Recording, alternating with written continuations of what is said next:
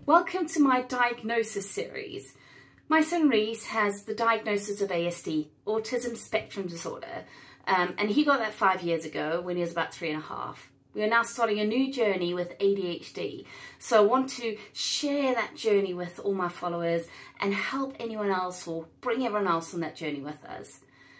Now that's going to take some time, so I'm going to use this series and I'm going to talk about our autism journey through diagnosis through to support, and then interlink that with our ADHD journey. But also what I'm going to do is I want to use this opportunity to share some of my own experiences with dyslexia as well. So if you're watching this on YouTube, please make sure that you subscribe. Please make sure that you click that bell to get notifications when new videos of this series come out. And if you're watching on Facebook, please follow, Instagram, please follow, and please look at all the links below to find us across all the different socials as well. So traits or signs of autism or ASD. I'm going to talk about my son in particular, and I only know my son, so I'm going to do this from a parenting perspective. But every single child and every adult is different. So you've got to realise that this is my experience, but any developmental delay, you should notify your professionals. Go to your GP, go to your health visitor in order to identify that. So the very first sign that we noticed that my son was not developing alongside his peers was around speech. All the other 18-month-old at about that age were talking, stringing their sentences together and talking and nagging their parents, and we didn't have that. Reese did not talk. Not only did he not talk, he did not babble, he did not vocalise, so he was a totally silent child, and that was the very first area that we noticed that we might need to seek professional assistance. Reese also, he didn't point. Now children who are 18 months, 2 years, 3 years, they are absolutely amazed at the world around them. They are pointing to the duck within that pond, or the cow in the field out of the window, or the amazing tree that's flashing past the car window as you drive. Reese didn't do any of that. So I remember when he was young and I'd look in the rearview mirror and I'd see him staring at that seat in front of him with a glazed look on his face, and he was just locked in his own world. He did not recognise all these amazing things that were happening around him.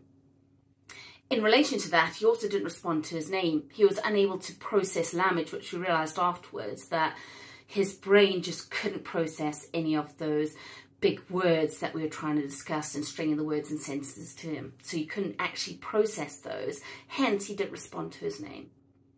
He did engage with us, but he did engage with us only in order to get something that he needed an adult to get for him. And a good example of this is he would lead us by the hand. So he'd come and grab our hand and he would take us to the fridge for that apple or to the cupboard for the cracker or the rice cake. And that was his limit of engagement because he had to engage with us. Now, this was very young, 18 months old, and we recognised that we needed to find out why he wasn't developing. Now, early intervention is key. You will read that all over the internet. You will see that on other blogs that you read.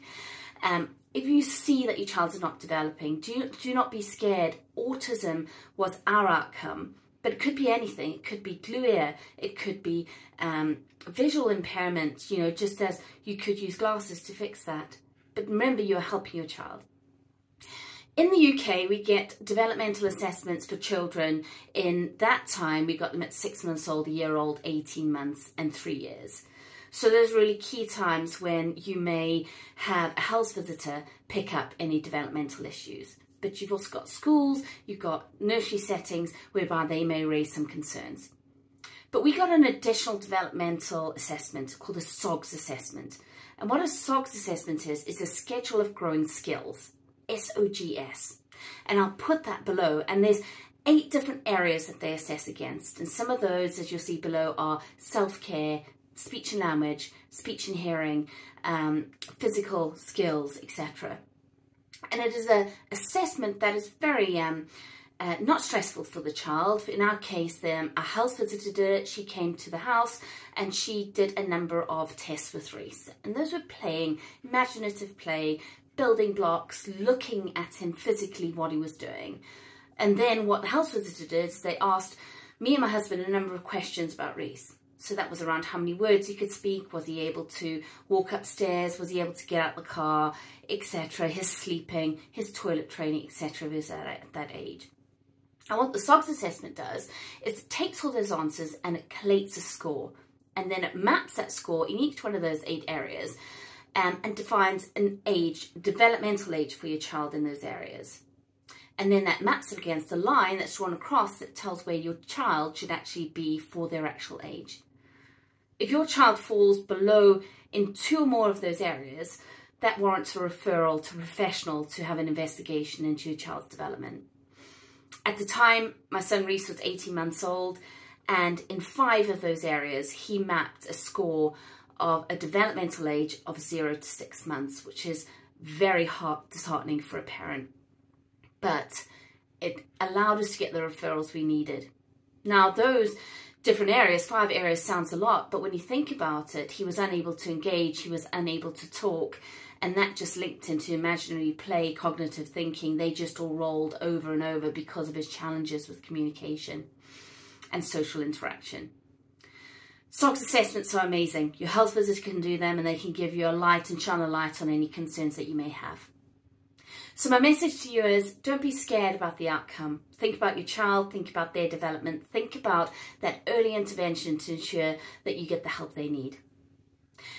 Thanks for watching today. I'm going to bring up more videos within the series. I'm going to talk next about the referral process and going through that diagnosis process, what happens in it, and also the support and the additional elements to that come afterwards.